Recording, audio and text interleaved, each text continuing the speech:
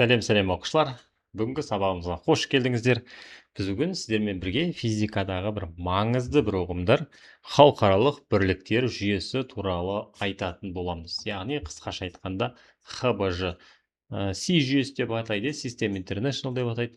Енді көбінесе есеп шығару барысында ХБЖ деген сөздерді жиі естіген шығарсыздар. Біз бүгін соған дұрыстап тоқталатын боламыз. Енді халықаралық бірліктер жүйесі.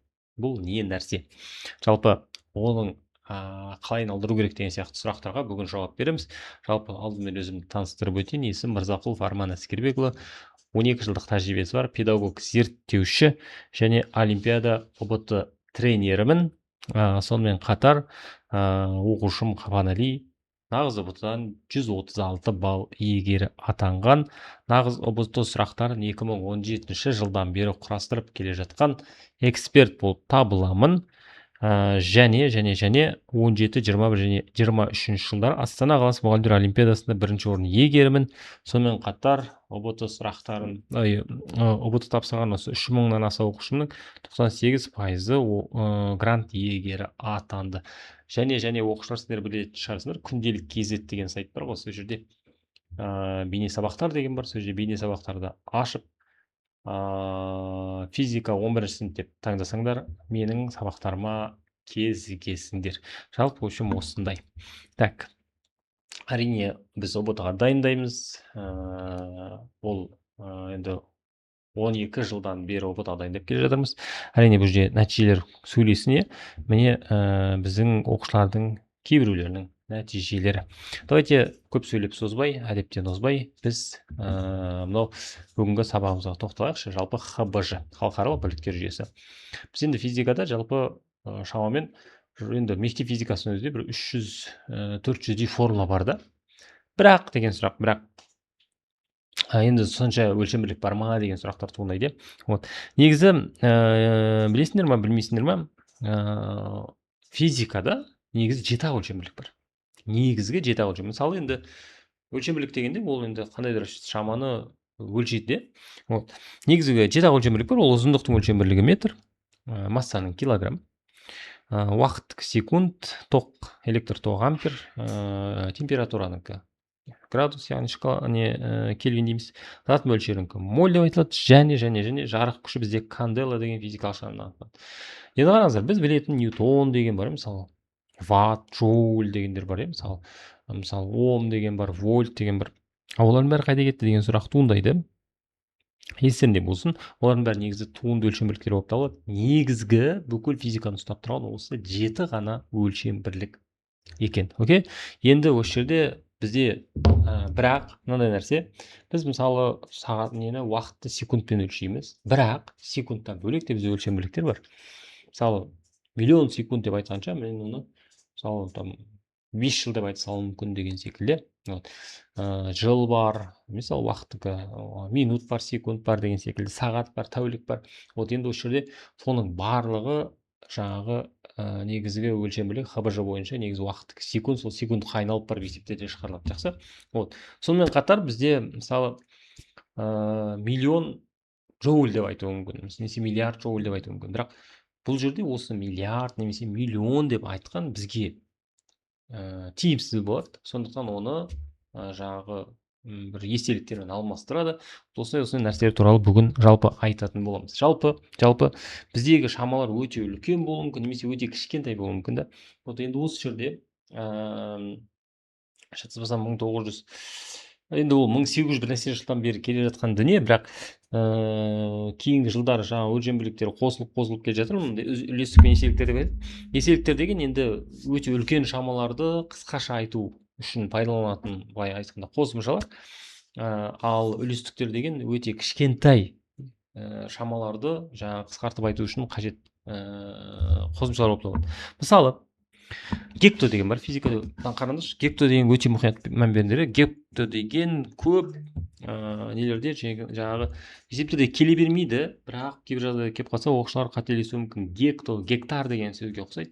Гекто деген жалпы оның 2 дәрежесін айтамыз. Яғни мысалы мен 100 паскаль деп айтпаймын, оның орнына 1 гектопаскаль деп айтамын. Немесе 500 паскаль деп айтпаймын, оның орнына 5 гектопаскаль дейміз. Сонда гекто деген 100 дегенді білдіреді. Дәл сол секілді кило деген бар. Кило ол бізде оның 3 дәрежесі, яғни 1000 дегенді білдіреді. Мысалы, килограмм ол 1000 грамм. Километр 1000 метр. Киловатт, килоджоуль деген секілді 1000 дегенді білдіреді. Мысалы, 50 киловатт болса, ол 50 000 ватт деген секілді. Мега, килодан үлкені мега. Енді осы жерде ескересіңдер, 3-ке еселік болу керек. Енді гектодан бөлек, негізі дека дегенде бар, енді оған біз қазір тоқталмаймыз, жақсы ма?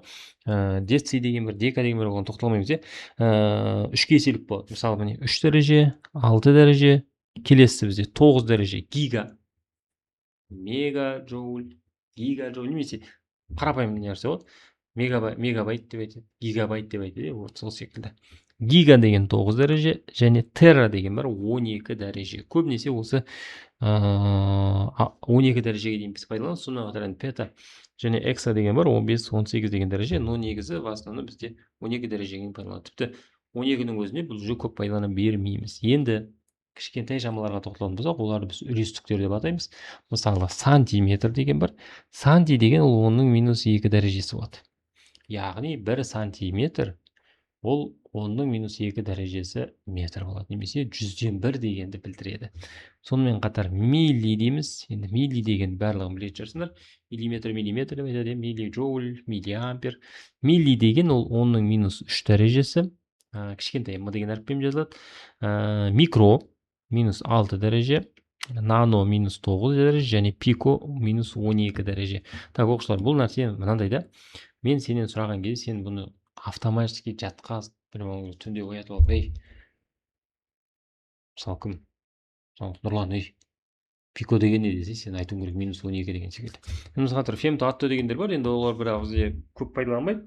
Но жалпы негізі +12 мен -12-нің арасын біз тұрақты түрде пайдаланамыз. Бұл тағы да қайталап айтамын, дәптерге жазып алатын және жаттап алатын дүние болып табылады. Ары қарай кеттік, келесі.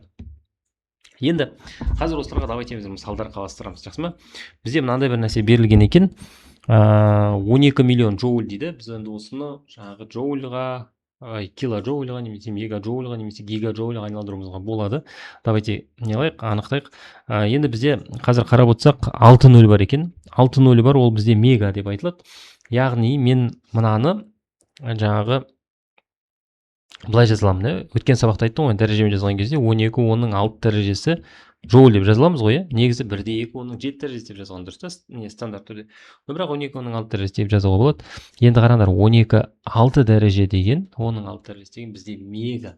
Сонда мен мынаны 12 мега джоуль деп те жаза аламын. Окей? 12 мега джоуль деп те жаза аламын. Так, енді килоджоульмен айтатын болсақ, 12 000 килоджоуль болып кетеді, міне. 12 000 килоджоуль болады. Енді осы жерде мынандай бір сұрақ, гигаджоуль айналдыруға бола ма деген сұрақ туындауы мүмкін дейді. Әрине болады, бірақ бұл жерде 12 жаңағы 9 дәрежеге келтіруіміз керек, міне. 10-ның 9 дәрежесіне келтіреміз. Ол үшін біз мынаны алға қарай жылжытамыз, үтірді, жақсы ма? Сонда біз мына жаққа үтір қойып жүреміз. 0,012 10-ның 9 дәрежесі джоуль деп айтылуға болады. Немесе 0,012 гигаджоуль деп те айтуға болады дейміз. Окей? Енді әрине бұл жерде көбінесе сол мегаджоульмен айтып жатамыз бұны. Келістік қой. Жақсы, әрі қарай кеттік. Келесі бізде 0,0000 бір нәрсе метр дейді. Енді бұл жерде бізде санап отырсақ, нөлге назар аударсақ әдемі кетеді. Нөлдерімізде 6 нөл бар, сондықтан мынаны бар ғой, біз 6 нөлге келтірейік, міне. 0,145 көбейтілген. Так, мына жерде қараңдар, екі үтірдің арасын есептейміз. Өткен сабақта мен сендерге түсіндіріп айтқан тұғым. Так, міне екі үтірдің арасында бізде 6 сан бар, ол оның -6 дәрежесі метр болады. Енді қараңдар, -6 дегенді біз қалай алатын едік? Міне мына жақтан қарап жүрсек болады.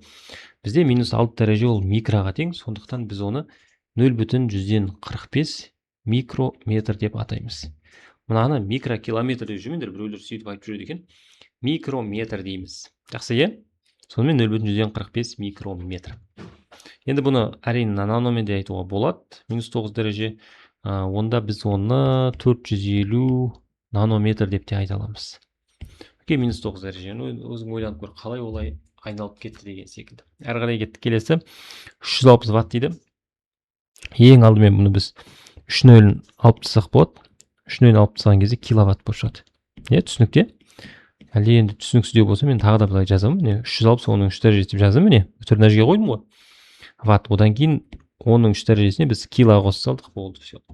Енді бұны біз мегаваттқа айналдыруымызға болады. Міне мегаваттқа айналдырған кезде 6-0 болу керек қой, бірақ енді жетпей жатса, біз оған алдынан 0 қосып үтір қойып жүреміз. Сонда 0,36 оның 6 дәрежесі ватт дей аламыз. Міне қараңдаршы. Немесе 0,36 мегаватт дей аламыз. Неке 0,136 мегаватт дей аламыз. Нормально. Жақсы. Келесі бізде 0,0006 кулон екен. Енді 0,0006 деп отырғанса бізде ыңғайсыздау, сондықтан бұл жағдайда біз оны дәрежемен аламыз. Так, 3 дәреже, міне 6 дәреже. Так, мына жерге 6 дәреже қалатын болсақ, өтірді мына жерге қоямыз. Иә? Сонда бізде ол 6 көбейтілген 10-ның -6 дәрежесі кулон болады. Келсеміз ғой, дұрыс қой, мына жерге қойдық, міне 6, 10-ның -6 дәрежесі кулон. Ал -6 деген не бізде? Ол әрине жаңада айтып кеттік, микрокулон. Сонда мынаны біз 6 микрокулон деп ала алады екенбіз. Дәл сол секілді, міне мынадай 5 миллион бір нәрсе берілген екен. Так, 6-0 қойық, өтірді мына жерге қойық. 5,57. Так, қараңдар. Мына жерге қойып отырмын. Міндетті түрде жаңағы 6, 3, 9 деген сияқты болу керек. Жарай ма? 4, 5, 7 деген нәрселерде дәрежеде олай айтылмайды. Оның 6 дәрежесі болса мега болады. Мысалы мына жерде міне 5,57 оның 6 дәрежесі паскаль. Немесе біз оны 5,57 мегапаскаль дей аламыз. Міне. Келесі. Так, енді бұны біз әрине 5,57 мегапаскаль килопаскальмен де жазуға болады. Килода 3-0 ғой. Сонда килода 3-0 болса, 3-0-ді қысқартып тастай саласың. 3-0-ді қысқартатын болсаң, қара. Сен не аласың де? 5570 болады, килопаскаль деп те алуға болады. Окей? Екеуі де дұрыс, бірақ әрине былай жазған әрине тиімдірек болып табылады. Әдемірек болады. Красивее көрінеді, в общем. Хорошо? Жақсы қайнам, әрі қарай келесі. Енді қараңдар оқушылар, бізде мегакило дегенді анықтадық. Бірақ көп оқушылардың бір қателесетін, қиналатын бір тұсы бар осы жерде ше. Мен сол туралы айтқым келіп тұр. Ол бізде ұзындықтың, ауданның және көлемнің өлшем бірліктерін ХБЖ-ға келтіру мәселесінде көп оқушыларда қиындық туындайды. Давайте мен осыны әдемі қылып түсіндіріп берейін. Окей? Қара. Бізде міне мынандайлар берілген екен. Мысалы, ұзындық L деп айтады. Өлшем бірлігі оның метр, аудан S, өлшем бірлігі метр квадрат, және көлем V, өлшем бірлігі метр куб. Иә? Так. Енді бізге метрді ешқайда айналдырмаймыз. Бізге ұзындық болсын, көлем болсын, аудан болсын, біз оны керісінше метрмен жазуымыз қажет. Окей? Біз оны метр, мысалы, сантиметр квадрат берілуі мүмкін, сантиметр куб берілуі мүмкін, литр берілуі мүмкін. Соны біз метрге айналдырып жазуымыз керек. ХБЖ бойынша метр квадрат, метр куб. Осы жерде ол проблема. Енді қараңдар. Оны айналдырғанда біз мынандай бір лайфхак пайдаланамыз. Ең алдымен біз 1 метрда неше дециметр бар, соны анықтаймыз. 1 метр 10 дециметр. Иә? 1 метр 100 сантиметр немесе оның 2 дәрежесі сантиметр. 1 метр 1000 миллиметр немесе оның 3 дәрежесі миллиметр. Нормально. 1 метр 10 дециметр. 1 метр 100 сантиметр. 1 метр 1000 миллиметр. Нормально. Енді осыны біз жаңағы пайдаланамыз. Оның 10 дециметр, оның 1 дәрежесі. 100 деген ол оның 2 дәрежесі сантиметр. 1000 деген оның 3 дәрежесі миллиметр. Сен оны білуің керек. Оның 3 дәрежесі ол бізде жаңа миллиметр деген секілді. Так, енді қара. Ұзындық 1 дециметр болғанда, біз оны 0,1 метр дей аламыз. Немесе оның -1 дәрежесі метр дейміз. 0,1 деген оның -1 дәрежесі. Так, Бұл же кішкене сәл не но деген нәрсе бар. Давай сантиметр түсінейінші. Так, 1 сантиметр 0,101 метр. Мына же метр. Так, 1 сантиметр 0,101 метр. Неге олай болды? 1 метрда 100 сантиметр болса, 1 сантиметр 1 метрдің 100-ден 1 бөлігін құрайды. Жақсы ма? Немесе біз былай айтамыз. Мынау 1 метрда 10-ның 2 дәрежесі болып тұр ғой, сантиметр. Ал 1 сантиметрде 10-ның минус 2 дәрежесі деп жаттап алыңыз. Жақсы ма? Минус 2 дәреже. 1 метрда 10-ның 3 дәрежесі миллиметрда, 1 миллиметрда 10-ның минус 3 дәрежесі метр дейсің. Яғни, былай ғой мына жерде. Мынау да миллиметр ғой бізде. Қарайды қалыпты. Так, 1 метр 1000 миллиметр, 1 миллиметр 1000-нан 1 миллиметр болады. Мына жерде метр айтпақшы. Немесе 10-ның минус 3 дәрежесі метр болады. Окей? Келесі. Енді сантиметрде уже бізде кішкене сәл-пәл қиындық туындайды. Сантиметр квадрат деген не? Метр квадрат деген не деген секілді. Вот. Уже былай түсінесіңдер. Біз жаңа 1 дециметрде 10-ның минус 1 дәрежесі метр дедік қой. Енді дециметр квадратта біз дәрежені квадраттай саламыз. Алдыңғы мен сабақта айтқан тұғымен, мысалы 10-ның минус 3 дәрежесінің квадраты, ол 2 дәрежені көбейте саламыз, минус 6 болады міне. Тура сол деген нәрсе. Мысалы қара. Бізде дециметр квадрат қой. Біз мынаны квадраттауымыз керек. 0,101, 10-нан 1-ді квадраттаймыз, 0,101 болады. Немесе 10-ның минус 1 еді ғой мына жерде. А мына жақта минус 2 метр квадрат болады. Тағы да қайталап айтамын. 1 дециметр 10-нан 1 метр болса, яғни 0,1 метр. 1 дециметр квадратта 0,100-ден 1 болады. Неге? Себебі біз аудан дегенде ұзындық пен енін көбейтеміз ғой. Мысалы, мына жақ 0,1, мына жақ 0,1, екеуін көбейткен 0,100-ден 1 болады деген секілді. Дәл сол секілді. Сантиметр квадратта бізде 10-ның минус 4 дәрежесі метр квадрат болады. Немесе 0,1000-нан 10 000-нан 1 метр квадрат болады деген секілді. Қайдан шықты минус 4? Біз мынаны алдық та квадраттадық. Минус 2-ні квадраттаған кезде дәреже минус 4 болады. Тура сол секілді. Қара, миллиметр квадрат па? 10 метр квадратқа айналдырған кезде 10-ның минус 6 метр квадрат болады. Неге? Потому что біз мынаны квадраттадық. Енді көлемге келеміз, кубтаймыз. Дециметр куб қалай болады? Ол бізде минус 1 дәрежені кубтаймыз, минус 3 метр куб болады. Немесе естерінде болсын, 10-ның минус 3 дәрежесі метр куб деген, ол 1 литр дегенді білдіреді.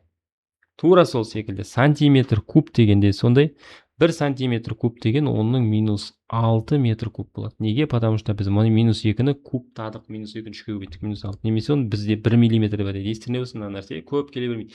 Так, 1 сантиметр куб деген 1 миллилитр. Анау шприцпен аламыз ғой. Уколдың шприцші.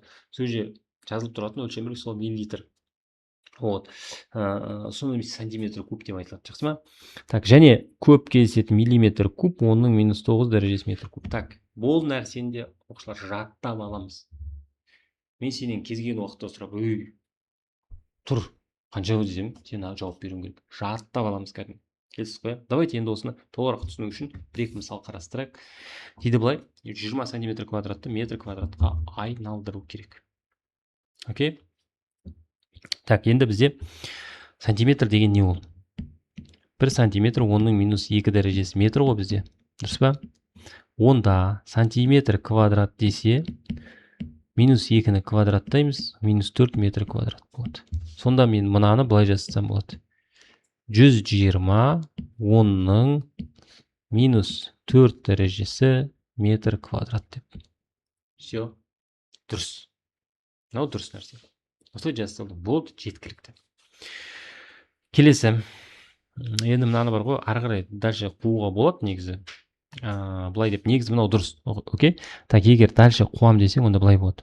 Давайте мен көрсете салайын. Так, мына 120 дегенді біз былай жазамыз. 1,2, 10-ның 2 дәрежесі деп жазамыз. Ал минус 4 ол өзімен өзі жазылады. Сонда бізде 1,2 көбейтілген 10-ның, так қараңдар, плюс 2 мен минус 4-ті көбейткен кезде бізде не шығады? Минус 2 шығады. Хорошо? 1/2 10⁻2 дәрежесі метр квадрат шығады. Болды, міне, бұлай айырмашылық жоқ. Жақсы, ары қарай кеттік. Келесі. Енді 0,102 мм квадрат. Біз мынаны жазып алайық, 0,102 деп. Енді милли деген не еді? Милли деген жаңа айтып кеттік, -3 дәреже еді ғой. Енді миллиметр квадрат болған кезде, оның -6 дәрежесі болады. Мен мынаны былай жазсам болады. Міне, бұл дұрыс. Қате емес. Жақсы ма? Қате емес. Енді әрі қарай тағы да кішкене қолаймын десек, мына 0,102-ні біз былай жаза аламыз. 2 -2 дәрежесі деп жаза алатын едік қой. Бұл нәрсені бар ғой, сендерде қазір кішкене сәл қиындық туындатуы мүмкін да, бірақ болашақта бұл нәрсені сендер автоматом істейтін деңгейге жетулері керек. Потому что бұл нәрсе бізде өте жиі кездеседі. Окей, үй тапсырмаларында беріледі негізі платформада. Сөзден толық жаңағы игеріп аласыңдар деп ойлаймын. Так, келесі. Сонымен мынаны біз 2 10⁻8 дәрежесі метр квадрат деп те жаза аламыз. Ол да әдемі. 0,102 10⁻6 дәрежесі метр квадрат десең, ол да дұрыс. Келесі. 0,102 дециметр куб дейді. Оны біз метр кубқа айналдыруымыз керек, қалай болады? Так, бұны да біз былай істейміз. Мен 0,102-ні жазамын. Енді қараңдар, дециметр кубта неше метр куб бар еді? Деци деген -1, дециметр куб болса -3. Міне. Деци -1, дециметр кубта міне -3. Хорошо? Сонда мен мынаған оның -3 дәрежесі метр куб деп жазам. Так, енді қарам. Сендерге кішкене бір қиындық туындатуы мүмкін бұл нәрсе ше. Чуть-чуть, потому что енді бұл бірден андай не емес та, кішкене практикамен келетін дүние, кішкене жатталып қалады. Жақсы ма? Жатталып қалады. Так, енді мынаны бар ғой, біз былай жаза аламыз. Мынаны 0,102-ні 2 10⁻2 дәрежесі деймін ғой. -2 дәреже деймін ғой мынаны. Еще бізде -3 бар емес пе? Сонымен ол -5 метр квадрат болады. Міне, 2 10⁻5 дәрежесі метр куб болады деген ғой. Метр куб деп те жазуға болады екен. Кеттік ары қарай. 400 километр куб. Так, енді қараңдар. Еще де көп оқушыға бізде қателеседі. Давайте алдымен біз 4 10⁻2 дәрежесі деп жазып алайық. 403. Міне. Енді километр квадратты айналдырамыз. Қара. 1 километр. Ол не? 10⁻3 дәрежесі метр. Дұрыс па? 1000 метр ғой. Километр куб болса, оқушылар. Куб. Бұл бізде 10-ның қанша дәрежесі болады? Қанша болады? 9 болады. Метр куб болады. Неге? Себебі біз 10-3 дәрежесін кубтаймыз. 9 дәреже. Міне мынаны былай да жазуға болады. Немесе 4 көбейтілген 10-ның 11 дәрежесі метр куб дейміз. Жарай ма? 4 10-ның 11 дәрежесі метр куб. Все. Кетті, келесі. 0,2 литрді метр кубпе және сантиметр кубке айналдыр дейді. Жалпы естерінде болсын, литр деген ол дециметр куб. Сондықтан мен мынаны мына жерге 0,2 дециметр куб деп жазыламын. Так, енді метр кубқа айналдырайық. Бұл бізде 0,2 дециметр кубта мен жаңа айтып кеттім, міне мына жерге жаздық. Оның -3 дәрежесі бар ғой. -3 метр куб деп жазуыма болады. Хорошо? Енді қараңдар, бізде мынандай бір қиындық туындайды, ол сантиметр кубқа айналдыр дейді, міне. Мен оны айтқан жоқпын. Енді сен осы жерде өзің ойланасың. Метр кубта неше сантиметр куб бар? Давайте мен еске түсірейін. 1 метр ол бізде 100 сантиметр. Немесе 10-ның 2 дәрежесі метр. Так. Ал 1 метр кубта 10-ның мынаны біз кубтаймыз. 10-ның 2 дәрежесін кубтаймыз. Ол 10-ның 6 дәрежесі метр куб болады дейміз. Метр кубта 10-ның 6 дәрежесі метр. Сантиметр куб бар, то есть. Мынау сантиметр, мынау сантиметр. Сонда мен мынаны айналдырған кезде 0,2 10-ның -3 дәрежесі деймін де. И 10-ның 6 дәрежесі сантиметр куб деймін. Немесе біз оны былай да жазаламыз. 0,2 оның так минус 3 пен плюс 6-тан плюс 3 шығады сантиметр куб. Мынаны жай санмен айтып көріңдер. Қанша болады? 200 сантиметр куб болады екен, иә? Окей, кеттік ары қарай. Және мынандай бір нәрсе, 800 сантиметр кубты метр кубқа немесе дециметр кубқа айналдырып көріңдер дейді. Давайте соны көрейік, иә? Так. Тең дейміз 800 сантиметр куб. Так, сантиметр кубта неше метр куб бар еді? Санти минус 2, сантиметр куб ол минус 6 болады. Дұрыс па? Міне. Сантиметр куб, міне 10 минус 6 дәрежесі. Сонда мен мынаны былай жазамын, міне 10 минус 6 дәрежесі метр куб деп жазыламын. Енді қара. Бізде дециметр кубқа айналдыру керек қой. Вот. Дециметр кубқа айналдырғанда қалай болады еді? 1 метр кубта неше дециметр куб бар? 1 метр кубта оқушылар. 1 метр кубта. Мен мына жерге жаза салайыншы, міне. 1 метр деген ол 10 дециметр, иә? Дұрыс қой. Ал 1 метр куб дегеніміз ол 10-ның кубы 10-ның 3 дәрежесі дециметр куб болады. Сонда мен мынаны былай жазыламын. 800 10-ның минус 6 көбейтілген 10-ның плюс 3 дециметр куб деп жазыламын. Немесе қараңдар енді. Мына жерде былай болады. 800 10-ның минус 3 дециметр куб болады. Минус 3 деген ол 1000-ға бөлу. Ана плюс, мына екеуінен бар ғой, міне. Плюс, минус 6 мен плюс 3-тен минус 3 шықты ғой.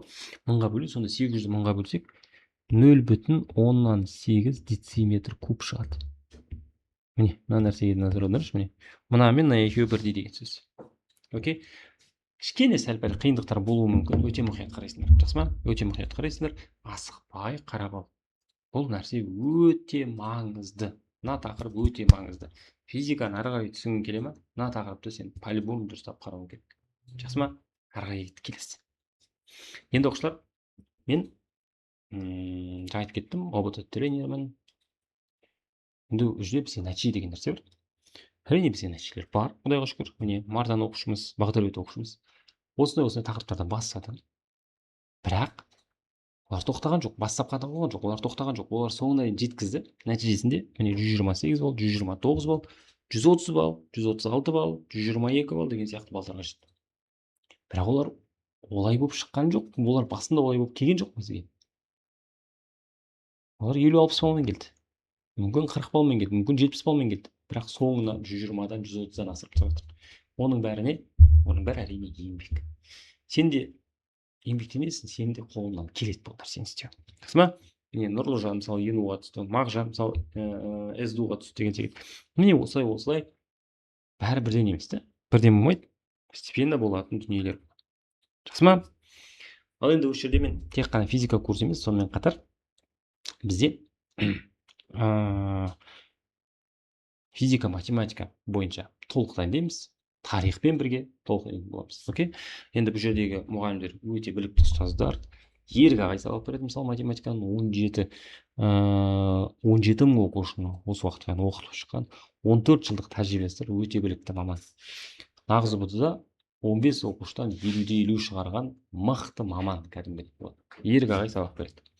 Енді бұл жерде сендерге 0-ден бастап, сан, натурал сан, амалдар қолдану, бөлшектерді қосу дегеннен бастап толық үйретіп шығатын болады. 0-ден бастап толық үйретеді. Жарайды, сенде бір база бар болсын, бірақ қайталап шығу оқудың анасы. Сондықтан бұл нәрсе сендерге өте маңызды. Сонымен қатар Оразбек ағай міне әрдайым оқушылары жылда 140 шығаратын мұғалім, және 20-дан 20 шығарған Қазақстан тарихы бойынша рекорд жасаған кісі. Қазақстан бойынша 250-ден аса оқушысы нағыз ОБТ-да 20-дан 20 алып отыр. Міне. Енді тарих мектебінде бұл бөлек дүние, өте білімді және өте сапалы курс деп айтуға болады. Міне, осындай нәтижелер осы комбо курстың нәтижесінде қол жеткізіп отыр біздің оқушыларымыздың. Ал енді оқушылар, осымен біз бүгінгі сабақты аяқтайық. Біз бүгін сендермен бірге не өттік? Біз бүгін сендермен бірге ХБЖ деген нәрсе өттік. Вроде оп-оңай үш ағарып ХБЖ, бірақ сабағымыз жарты сағатқа созылып отыр. Неге? Себебі жерде айтылатын дүниелер бар. Біз болашақта бұдан мүлде шатаспауымыз керек. Бұл тақырыпты десе сен жеп тастау керек, кәдімгідей шайнап тастауың керек. Жақсы ма? Сол үшін бұл тақырып туралы өте мұқият боламыз. Окей? Жақсы оқушылар, осымен бүгінгі сабағымыз аяқталды. Баршаларыңды курста күтемін. Нәтиже іздеген, мықты курс іздеген, мықты мұғалім іздеген оқушыларды өзіміздің қатарымызда күтетін боламыз. Курста күтетін боламыз. Назарыңа рахмет. Келесі сабақта кездескенше амандықта, саулықта болайық.